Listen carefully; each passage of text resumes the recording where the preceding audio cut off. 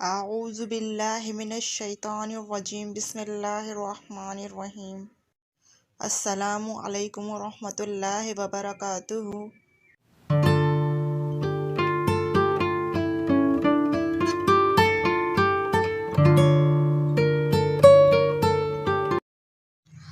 آج کا ہمارا عنوان ہے مضمون آفرینی یا معنی آفرینی۔ مضمون آفرینی کسے کہتے ہیں؟ مضمون آفرینی کی اصطلاح کیا ہے؟ مضمون آفرینی کے لغوی معنی کیا ہے؟ ان تمام کے بارے میں آج ہم اس ویڈیو میں جانیں گے، تو آئیے ویڈیو کی جانب چلتے ہیں۔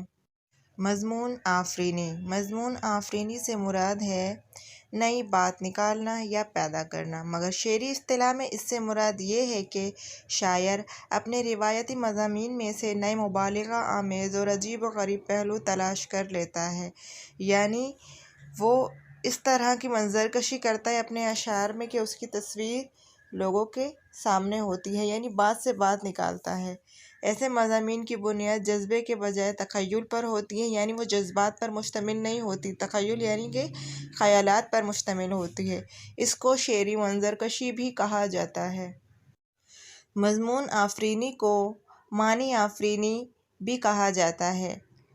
یہ الفاظ اور مجموعی بات کے معنوں سے کھیلنے کا نام ہے۔ اگر کلام پڑھنے کے بعد آپ یہ محسوس کریں کہ یہاں متعدد معنی پوشیدہ ہیں، یا یہ کہ جو پہلی بار معنی ذہن میں آئے بات دراصل اس سے مختلف ہے، یا یہ کہ کچھ تراکیب ان میں شامل الفاظ کے معنوں سے کھیل رہی ہے، تو کلام میں معنی آفرینی یا مضمون آفرینی کا وصف موجود ہوگا، یعنی کہ بات کو ویسے بیان نہ کرنا، اس بات پہ غور کرنا کہ اس میں اور کیا باریکیاں پوشیدہ ہیں، اس میں اور کیا بات نکل سکتی ہے۔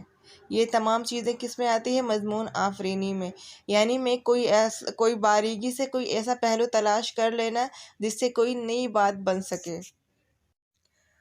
مضمون آفرینی اصل میں پرسپیکٹو کی بات ہے۔ میں اور آپ ایک چیز کا مشاہدہ یا تجربہ کرتے ہیں، ایک اس کی ظاہری شکل ہے جسے اگر شعر میں بیان کر دیا جائے تو یہ محض بیان بازی ہوگی، ایک اس کی مخفی صورت ہے جسے اگر اظہار میں لے آیا جائے تو یہ مضمون آفرینی ہے۔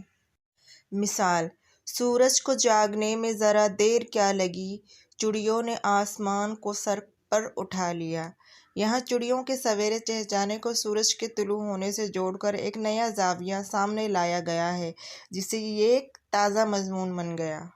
اس کے لیے ایک کلیہ بنایا جا سکتا ہے کہ شاعر کا کام یہ نہیں کہ جو دیکھا اسے بیان کیا، شاعر کا کام متوازیات، کیفیات اور احساسات کو اظہار میں لانا ہے۔ جب یہ ہوتا ہے تو شاعری بیان بازی سے اوپر اٹھ جاتی ہے۔ شعرائے لکھنؤ نے اس میدان میں بھی اپنی مہارت اور کمال دکھانے کا بھرپور مظاہرہ کیا ہے۔